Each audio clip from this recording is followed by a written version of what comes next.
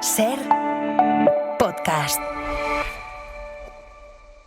Gonzalo Escribano, investigador principal para la energía y clima del Real Instituto Elcano. Buenas noches, señor Escribano. Buenas noches. Esta subida del petróleo que estamos viendo, ¿usted teme que esto vaya a más claramente en los próximos días? Bueno, es la tendencia que venimos observando y si la situación se mantiene con cierre de tránsito por Hormuz o por lo menos muy disminuido y prácticamente cerrado para todo país que no sea Irán, que es el único que por el momento está exportando, con unas capacidades de redireccionar esas exportaciones de Hormuz hacia oleoductos relativamente menor y con una liberación de reservas que todavía tardará y que tampoco va a compensar la pérdida de exportación. Si a esto se suma que se empiezan a atacar ya cada vez con más insistencia infraestructuras y activos energéticos y que hay algunos países que están ya agotando su capacidad de almacenamiento y están empezando a reducir producción, pues todo esto apunta a que o todo cambia mucho o los precios seguirán escalando. Un portavoz iraní hablaba ayer de barriles a 200 euros. Esto $200 nos parecía, en fin, una locura. ¿Es factible? Bueno, las conjeturas sobre los precios son libres, cada uno puede hacer las que quiera, no son los escenarios que manejan el conjunto de los analistas, pero desde luego si hubiese una deflagración en algún gran yacimiento, hay que recordar que en la región está el mayor yacimiento de gas del mundo, que comparten, por cierto, Irán y Qatar, y también el mayor yacimiento de petróleo del mundo en Arabia Saudí. Si viésemos imágenes como las que se vieron en la guerra, que algunos todavía recordamos, de la invasión de Kuwait, de pozos ardiendo, esto llevaría muchísimo tiempo recuperar. Si se destruyesen terminales de exportación en Irán o en Arabia Saudí o oleoductos o cualquier tipo de este tipo de infraestructura, una destrucción masiva, esto llevaría meses, si no más, el reconstruirlo y por tanto la suma de intensidad y de mayor duración pues haría que los precios fuesen muy al alza. No es descabellado pensar en los $200 por barril, pero es cierto que todavía no estamos allí. Yeah. Ni estamos como estuvimos en lo peor de la guerra de Ucrania, al principio de la guerra. Tampoco estamos ahí. Todavía. Bueno, en petróleo los precios llegaron a los $130 por barril, ahí estamos cerca. En gas no, en gas llegamos en Europa a tenerlo a 300 euros el megavatio hora y de momento estamos en los 50-60. También lo que estamos viendo en estos días es una gran volatilidad de los precios, que también es muy dañino para las expectativas. El otro día el precio del barril osciló casi en $30 a lo largo de un día, o 27 en la práctica, y esta volatilidad pues lo que genera es una incertidumbre y una dificultad para gestionar esas fuertes oscilaciones que hacen muy difícil pues que los agentes adapten sus expectativas y que lleven a cabo comportamientos pues para asegurarse, ser más precavidos, etcétera. Es un entorno de tantísima volatilidad que cualquier conjetura pues vale tanto la de los 200 como la de los 150, pues todo habrá que ver cómo evoluciona la situación, pero desde luego no pinta bien. Esta semana los países con reservas de petróleo, España entre ellos, han decidido liberar parte de esas reservas para evitar que los precios se disparen, pero eso nos ha generado una duda a quienes no conocemos demasiado el mercado del petróleo como ustedes, que es las reservas de un país no son para garantizar el suministro en caso de que faltara petróleo, o realmente están pensadas para usarlas como se están usando, que parece que es como mecanismo de ajuste de precios. Sirven para ambas cosas. Lógicamente hay reservas para 90 días de importaciones, algunos países tienen más, y en principio esto se creó precisamente después de las crisis del petróleo para evitar esas imágenes de desabastecimiento, de colas en las gasolineras, de limitaciones en la velocidad, drásticas, no en 10 o 20 kilómetros por hora, sino en 60, limitar la velocidad a 60 kilómetros por hora, 70, recuerdo en Holanda, precisamente para prevenir eso. Pero es cierto que cuando ya la situación se deteriora mucho, también es positivo mandar algún mensaje a los mercados y a los actores en el sentido de, oiga, aquí hay alguien que está al mando, somos conscientes de la situación y estamos dispuestos a hacer lo que sea necesario. Es casi un momento Draghi, lo que pasa es es que no ha sido igual de eficaz que lo fue lo que sea necesario. Esto no es lo que sea necesario porque no hay lo que es necesario, y es que es muy difícil liberar 20 millones de barriles diarios o 15, que es lo que sería necesario para compensar lo que estamos perdiendo ahora mismo en el Golfo Pérsico. ¿Por qué sube más el diésel que la gasolina?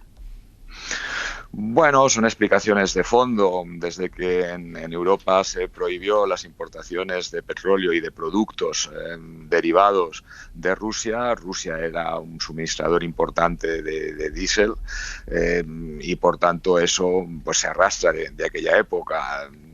Siempre han estado los mercados de diésel un poco más tensionados que los de gasolina. Además, el diésel, se utiliza en el transporte, se utiliza para algunos usos industriales, se utiliza en el transporte no solo por carretera, sino que también se utiliza fuel oil, que es bastante similar en su composición, para el transporte marítimo, etcétera, y por tanto es un mercado que está más tensionado porque tiene más usos y hay más competencia. También es cierto, esto es una explicación más técnica, pero vamos, intentando hacérselo sencillo y siempre pendiente, que esto se lo tendría que explicar más bien un ingeniero petrolero, un ingeniero químico, ¿no? Pero el petróleo que viene, por ejemplo, de Estados Unidos es un petróleo ligero, con menor densidad, y que sirve sobre todo para destilar gasolinas. En cambio, el petróleo que viene de Oriente Medio, pues como tienen de todo, ¿no? Entre ellos tienen petróleo medio y más pesado, que es el que más se utiliza normalmente para hacer el diésel, simplificando mucho.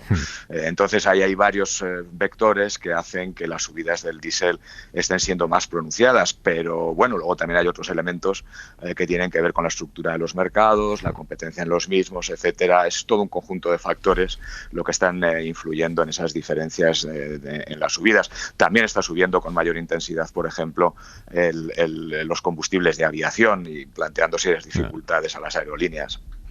Hay una cosa que se ha planteado estos días cualquiera que haya ido a una gasolinera.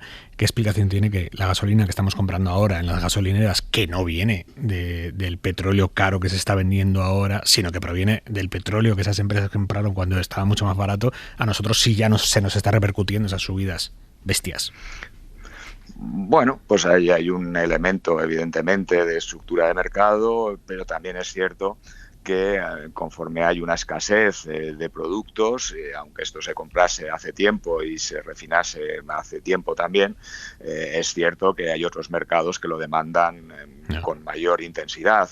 Por tanto, hay una parte efectivamente de estructura de mercado, pero también hay una parte de que la demanda de esos productos se refinaran cuando se refinaran y se comprasen cuando se comprasen, pues está aumentando. Entonces ahí hay una combinación de factores, efectivamente. ¿Es factible topar los precios de los carburantes o esto es inviable?